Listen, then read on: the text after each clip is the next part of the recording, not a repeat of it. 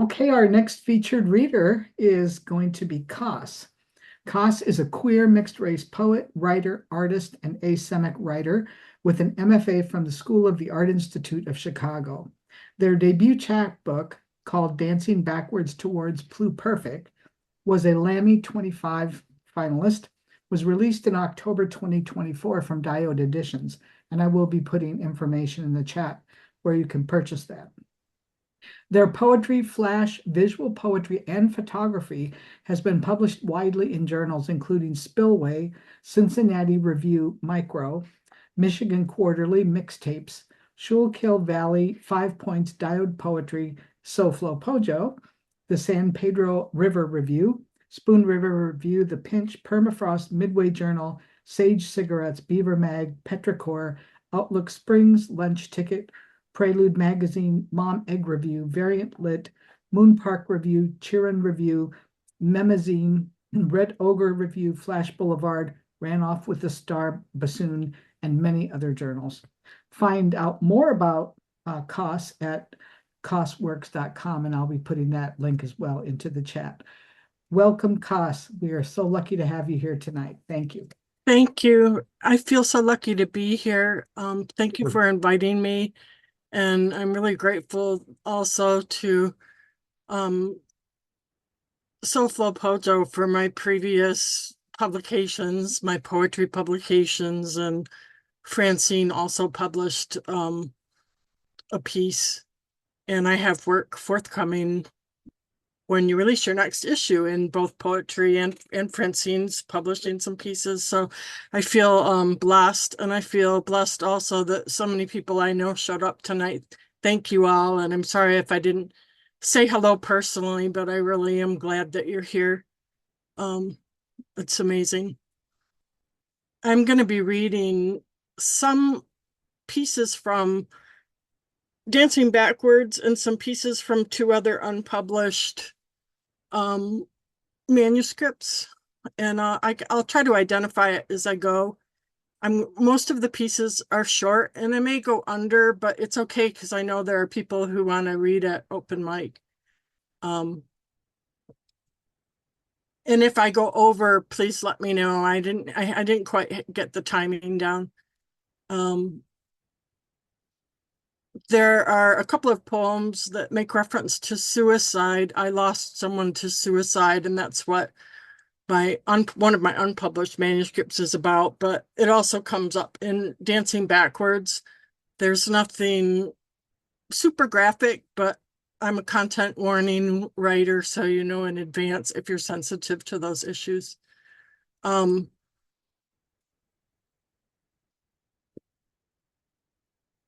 I have several list poems I'm going to read, and one's Zuhitsu, and my list poems are not short lists. They're actually more like Zuhitsu, so they're sort of hybrid list Zuhitsu poems made of sometimes sort of disparate elements. This is from Dancing Backwards. Molotov Mother. In your yellow beetle with shut-out windows, you escaped me, devoted as I was, lighting the rags in the passenger seat while you hurled them through the glass of strangers' buildings. My manual dexterity at age 7 far surpassed my peers, and what a way to kindle my child's love of fire. This is also from Dancing Backwards. It's a prose poem. Dancing Backwards is really a hybrid book. Why I live on the floor. Some people wonder why I live on the floor, why I crawl out of my green and red plaid womb each morning and back in at night, why I crawl on the wooden floor and over 2 small throw rugs to the refrigerator to get a glass of juice, why I crawl over to a milk crate, pull out a book, and curl up on the floor to read, where I write on the floors and sometimes on the walls above the painted baseboards. It is not an Eastern thing, living on the floor. It is simply that I cannot live on the ceiling. This is also from my book. It's called Always Almost Out of Life, and it was written when I was younger during another time in my life where everyone was dying. Last year, my grandfather became ill. For many months, he was always almost dying. Then my grandmother's cat died. Then my aunt, after months of always almost dying, died. My grandfather always almost died some more. Then I got a phone call and my friend Kim died. Then my friend's mother died. Then a few weeks ago, a friend I knew in school called. I didn't call him back, although his sister, my friend, had wanted us to meet.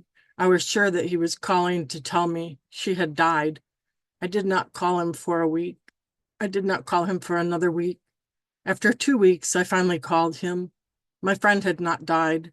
We went out to dinner and had a nice time. A week later, he died.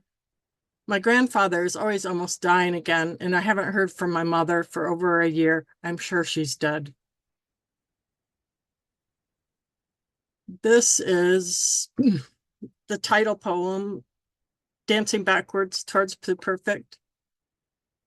You wish to be young again, so you buy an Aurora Frankenstein kit, sniff the lemony glue, and paint it with enamel half-assed. Display it on your bedroom shelf, homage to a stranger child. You wish to be young again, so you wrap yourself in lame and boa and dance around the folding chairs, drunk and thumping, like nobody ever told you. You dance like an asshole. You wish to be young again, so you join a gym and spin to deafening rock till you puke and the fat rolls off your frame like a yarn tongue, and you parade your small town renewed gay ass to no one. You wish to be young again. Life just slides away down the strip mall ramp. This poem is also from Dancing Backwards. It's a sort of recreation of birth poem. It's called Recreation Number 1, or Recreation. Discharged 2 weeks early, less than 9 months of scrunched up you, wrinkled, pink ball wriggled, then popped bloody, screaming and ready for fight or flight, with your ruffled stump wings, smashed arm and crumpled shoulder, gnashing in birth's trauma, where mother God connection snaps closed and you're left alone in your existential freedom. So mount Kafka's cockroach, Gregor, and gallop happy, butt slung in black cowhide chaps, yee-hawing queerity across the embarrassing town you were born in. Howl. Howl never embraced you, baby, but that's the beauty of it all.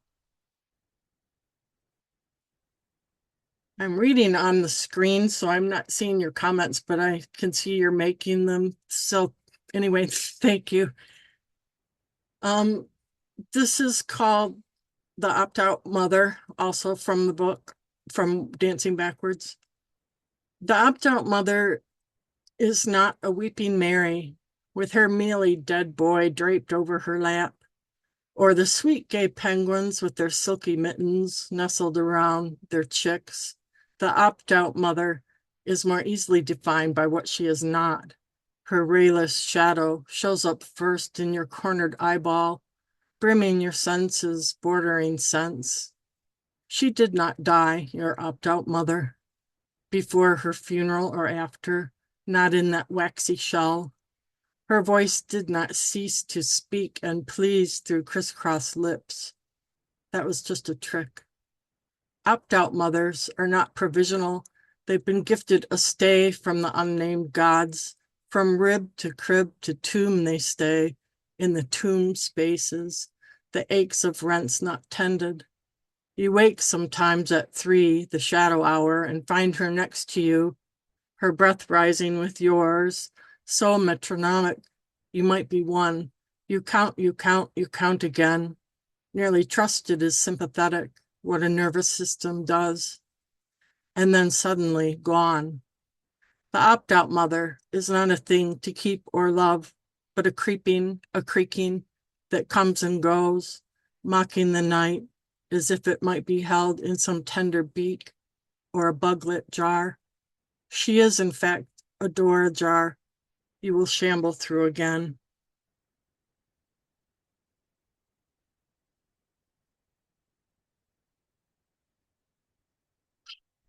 This is a poem not from Dancing Backwards, from a book about the person that I lost.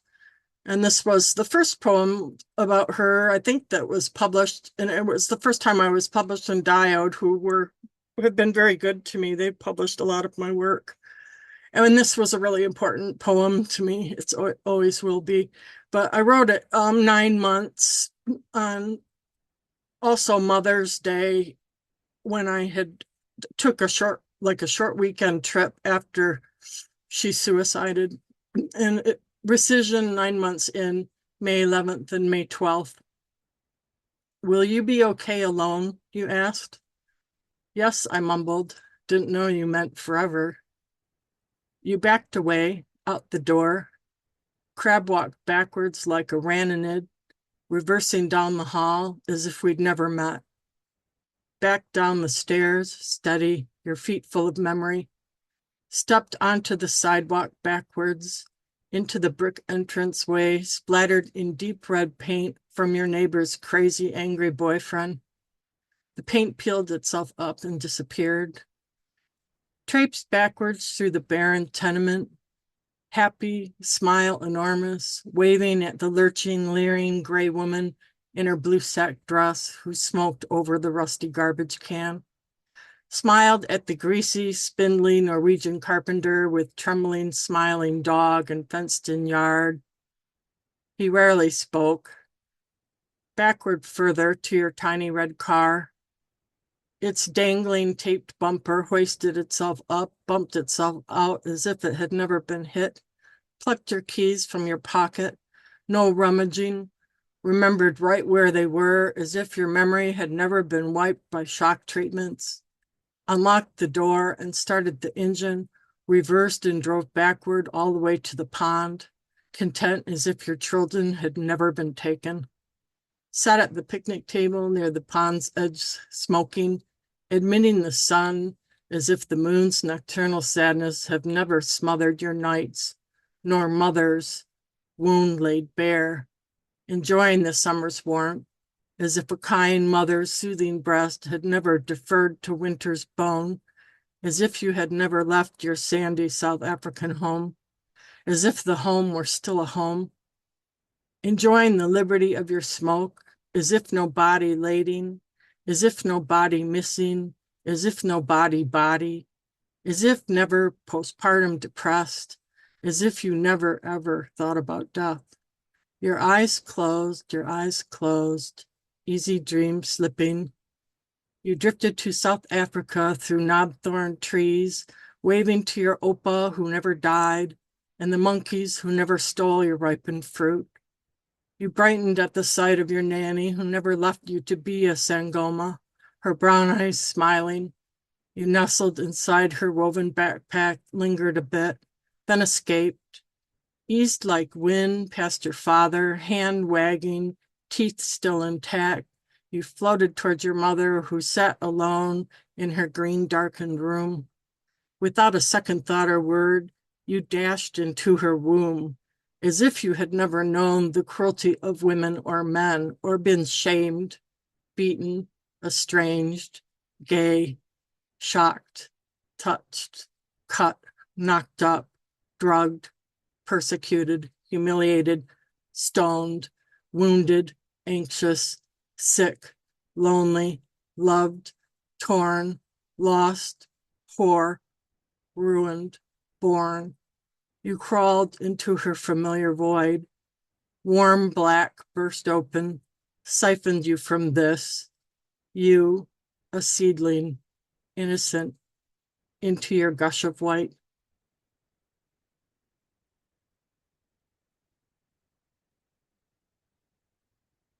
So this is a list poem, and I don't know it. I wrote it during the same little mini vacation within a year of her suiciding, and this poem is in Dancing Backwards. I think of them as being conceived together. And so I'm reading them next to each other.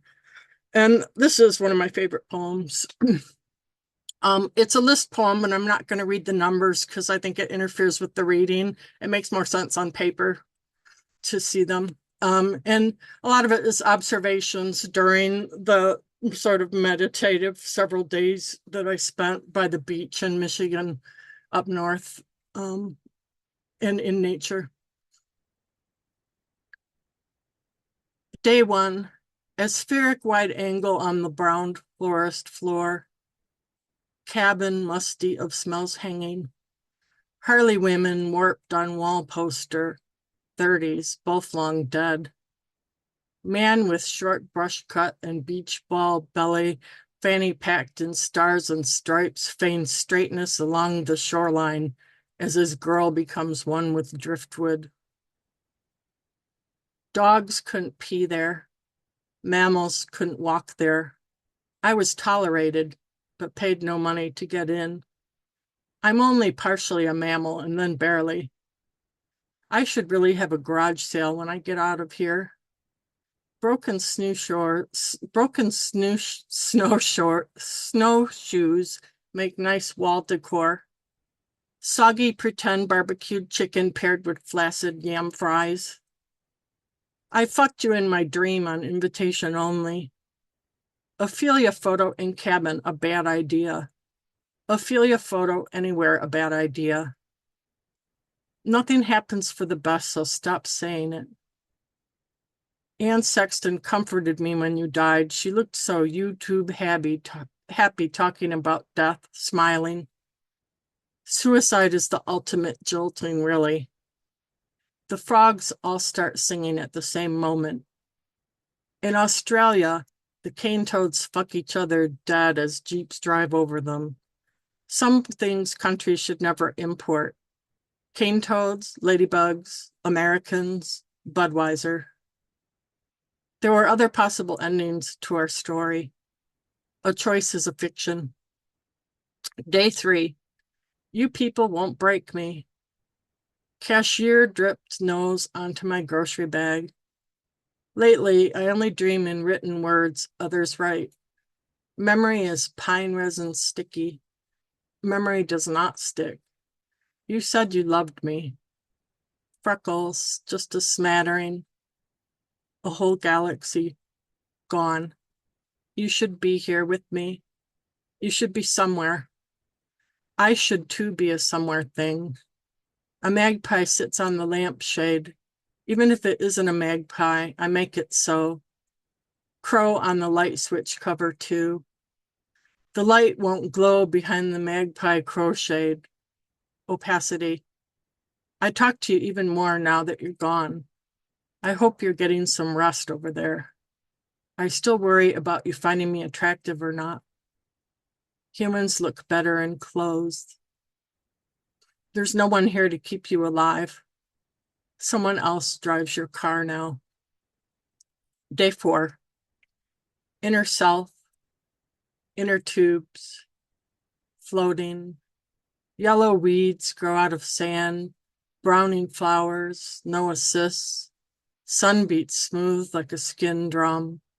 Her short black dress sways opposite her skeleton. A man runs up the sand, catches up and wraps around her. Mine, says the hand on the handy wrap man. Her white skin shocks through black straps dropping. Beach lovers, silent picture. July is our anniversary. Some July, a previous July, better, we met. Some August you die. Some August you will always die. Flies are still biting my legs. They will die for a bite as I slap absent-mindedly. Their lives tiny. Day 5, what remains? Sketched a map of your lavender in the fire rink, so when I'm old, I'll find them. Why is that woman traveling alone? Not happiness, something underneath the sand. I can't believe you forgot your body. The horse-headed boy gallops back and forth along the platform. The old dike at the rock shop was cold. Does she think no one knows? I should feel happy for the beach lovers, but don't. A Mexican-American woman transformed her life with tomatoes. She saved her suicidal friend with beaches, free ones, and screened-in porches. I wish we had gone to the beach like we intended. Wish you had known her. Wish I had known her. That couple's footprints along the shoreline look like one. Yeah, like that Jesus God story. Those straight people do get carried and carried away, the Christians. Men are gods. I found 2 shelves to half of us, I thought, and then lost them in the sand. Took a picture first. Thought a lot about twos when I knew you. Splitting everything like a child learning to share. You were splitting away. Snake emerging from the water is only a stick. I'm a tape recorder, eyes, windows, camera obscura. My house is ahead.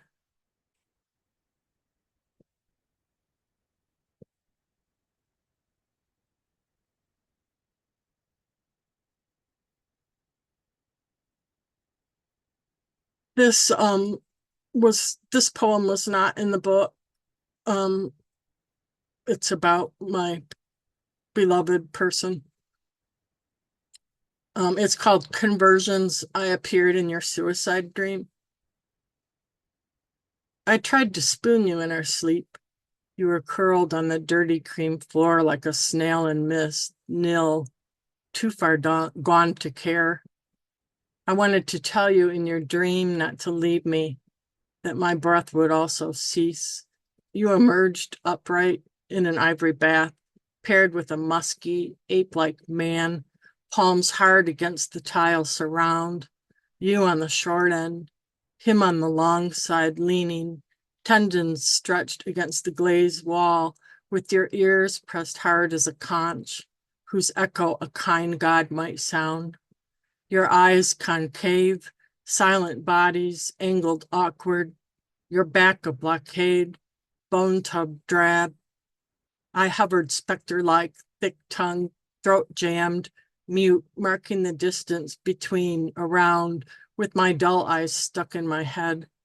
No baptisms, cleansing, eversex in a drained hull. Only the past, the future, in the present road, annul. Your back-to-back hatmare, dream witness, paralyzed. A black van parked outside, displaying its tangle of wires, its jaw propped wide open. Dreams make such are great fodder for poetry. That was a really creepy one. This is a shorter list poem called 10 Things to Remember About Me When I'm Dead. It's in the book, Dancing Backwards. I was a victim more than once, but said no and no and no. I'm the craggy boxing bits, staggering through the bloodstream. Dig my damn red lace-up boots, I wore them just for you. There is no obvious winning, but the living is getting back up until you don't. Defense mechanisms, only a few. If someone fucks me over, I immediately forget their name. This one only improves with age. Tend to face the world so raw and open. Some call me intolerable and over-intense. I'm a one-speed train with a lion for an engine and a cast iron cannonball for a head. Fortunately, I'm also withdrawn and frequently tired. I once traded shirts with someone in the middle of a busy intersection in Ann Arbor during art fair. Afterward, we scaled a fence into a construction site and drank beer in a bulldozer claw. I made some beautiful things during this embodiment. Sublime turnings from the fallen box elder, some wistful paintings for the dead museum people liked or hated, a few poems that got the same reaction. I'm therefore immortal, so don't miss me. I'm around in your basements and dresser drawers and staring back at you from the thrift shop walls and the musty bookstore shelves. You might have to work a bit. Look at the table of contents, not the spine. I'll surprise you, maybe. They called me stone when I played ball. I pitched. No one could shake me, they said. I threw up in private. Secretly, I hated team sports. Could handle tennis with the opponent safely positioned on the other side of the net. Skirts gave me the shits. Made my grandparents' Easter baskets from age 9 until they died. Saw Grams through her last 8 years. As a child, I ate garlic to ward off my vampiric parents. I still eat garlic. Can't hurt. I dug karate too, including kicking dudes' asses, but quit because the power of it made me uncomfortable. I've always been a bit odds with me. It wasn't the real world anyway.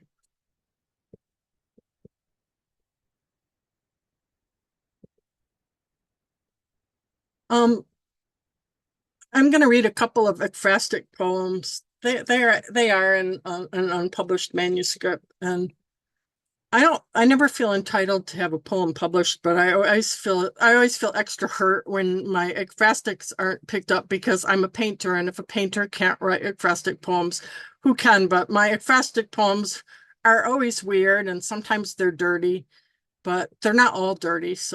But I'm always grateful when somebody publishes one. This one is about Joan Mitchell's city landscape, and it's called The Tourists. And if you're on your computer, you can look up the painting to see what I'm talking about. In the city that isn't a city, titanium Paleolithic planks cling to each other like stuck gum, smashing defeated rainbows beneath impasto heaves. There are no heavens in this city.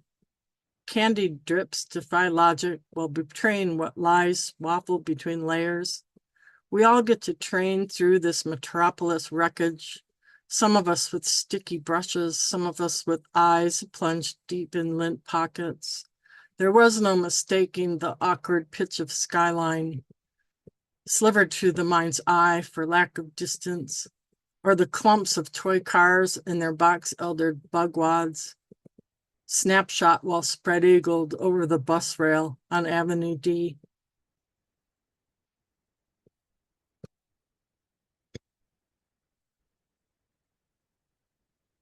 This is another one, and it is Deborah Remington's Apropos or No, or Apropos or Untitled 1953, it's called, and it's an abstract painting. There was no Christmas in the red and green, an amazing feat by itself, as any painter would know. And the pink-haired punk cowboy with the yellow smoking erection did not pet the speckled donkey's head, nor flicker yellow sun rays into a bloody sky. You only saw that through your blinking strobe while sipping the rum and coke of your teens. And the clear blue patches aren't menstruating on the whole damn show, or even the crops, as they might have in Karen's anthropology dream, because this painting was just a pit stop before you moved on to black and red and geo-clean. This was your beautiful, dirty moment. There was no Christmas in your red and green. What's apropos is what the painting is, wet and raw and thick and skinned, resisting a certain destiny while submitting to the urge of its moment. I think partly why my ekphrastic poems are problematic is because I actually write about the painting process, and people tend to write stories. But this poem is in Dancing Backwards. A modern highway death. I could be the dead dyke on the highway, frozen to pavement, stiff as a skull, its ocean drained to the bone. When no one answered their phones, the record cold night in 2014, when my car died and burned on the freeway. The world you see and don't is in flux between connections and short circuits. They all sat on their couches, fingering their phone screens, all filled with emojis, fleeting, oh my God, LOL distractions, waiting for the next random thing to stir them. Ringers off, the snow forms a hull around my corpse, barely covering my skull. My silenced eyes drift into the nimbus through which the headlights glow.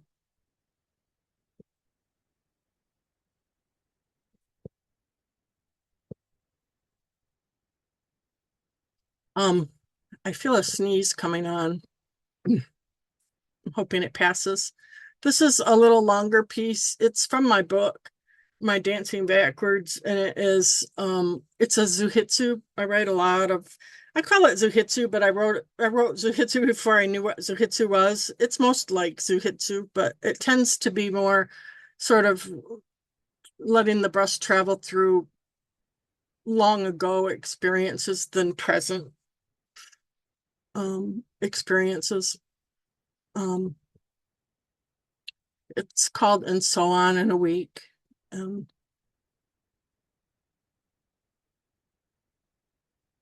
Email request for a reading. Then 2 days later, Devin the medium, 56, who predicted Jan's death and said she would come back and kill her ex, died in his sleep. I saw him a month before in his red-walled makeshift shop, agitated, distracted, with darkness all around him. Your grandfather is around, he said, and then I smelled Grandpa's Copenhagen. He is proud of you, something he never said. And Jan's ex is Satan, is Saturn, he said, shuffling his cards. I see his scythe coming round. It had already landed in a poem, in fact. She's coming back to take him out. He drew another card and wiped his cheek. I was disturbed for another week. Last word Jan said to him when he took her kids, I will kill you. 3 poems, no groups of text, all lost in the void of submittable. Rejection, embracing, filter malfunction. Normally I don't care. Rewarded for being a whinging ass by Jean, her own difficult story unraveling. Stranger things and welcome. Her grandfather's ghost showed up in her grapefruit just in time for his birthday. Her husband came home from the hospital for the final time.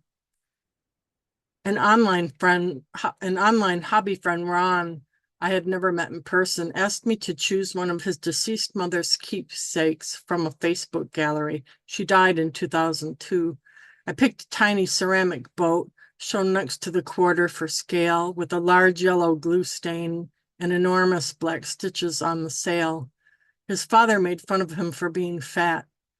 I will love her for him, or just for her, but not tell him. I know how to love secretly. Lesbians are like that. I once wrote him a birthday message on Facebook. He barked back. There was nothing to celebrate.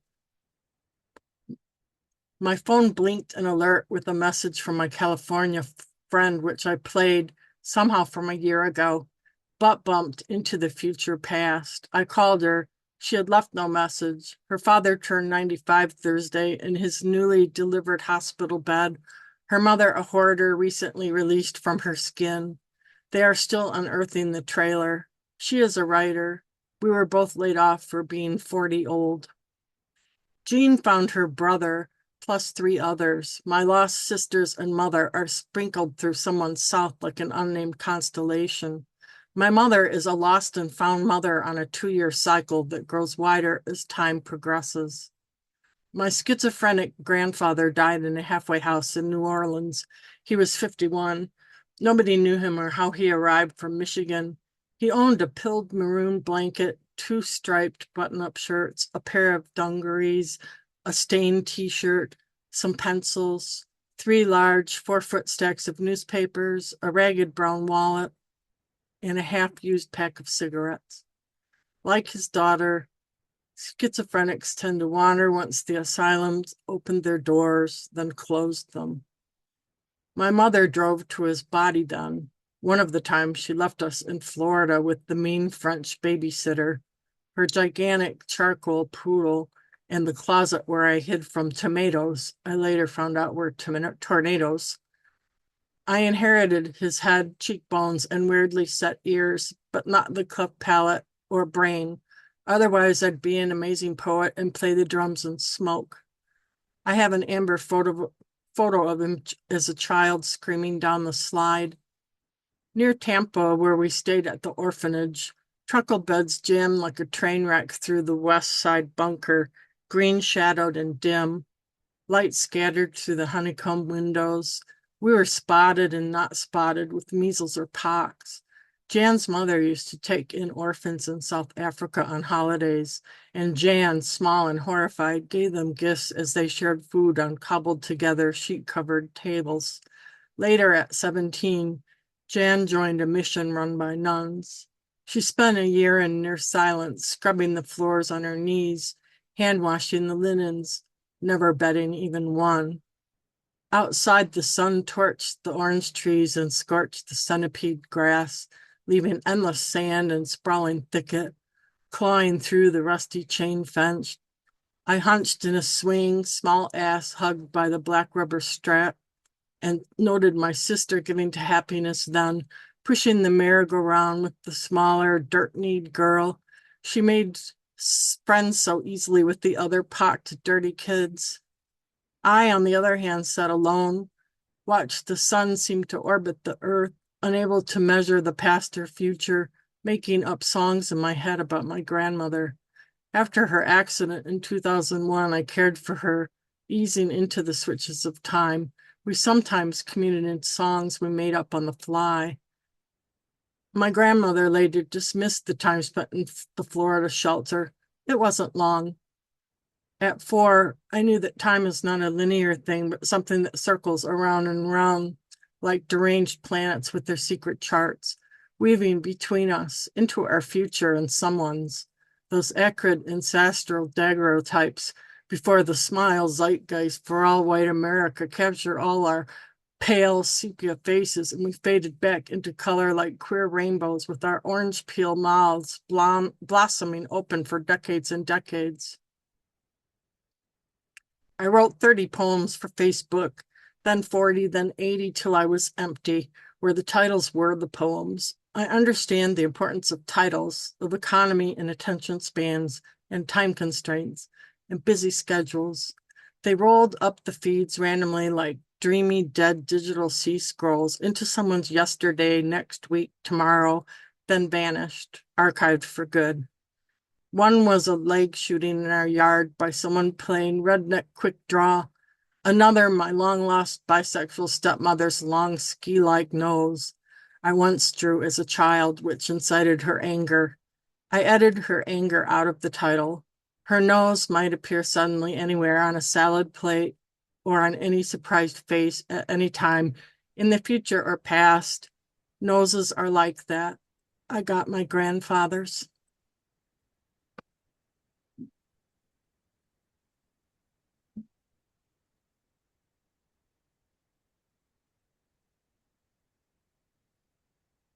Am I doing okay time-wise, Judy? I think we have time for another short one if you have something Oh, more. okay. Great, thanks.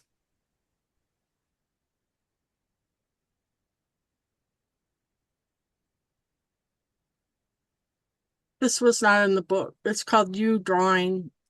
Urgent and hawkish, savage man strokes scur from your pen, determined lines chase skeletons, gouge the eye sockets of decayed Frida Kahlo, bursting with flowers, the dance of the dead. You are the pen and the paper without pause or breath. Thick lines glide from ink sticks, spiral ornamental corpses, black and white, peppered with screaming, red crimsons, blood-red licks, rushing daffodil yellows, cool gray blues scraped from a sullied sky. Lemon medieval hairs bear their intentions, one eviscerated in clumsy pseudo-lyrical lines, flashing guts to hungry plucked eyes, hurried, running out of time. Finely etched skeletons dance on ephemeral styrofoam cups, bloody teeth gnaw tattooed sketches. Max's graphic promotions. She was an artist. Okay, that's it. Thank you so much. Thank you, Koss. Amazing. And I'm just blown away by both of you tonight. It's been wonderful.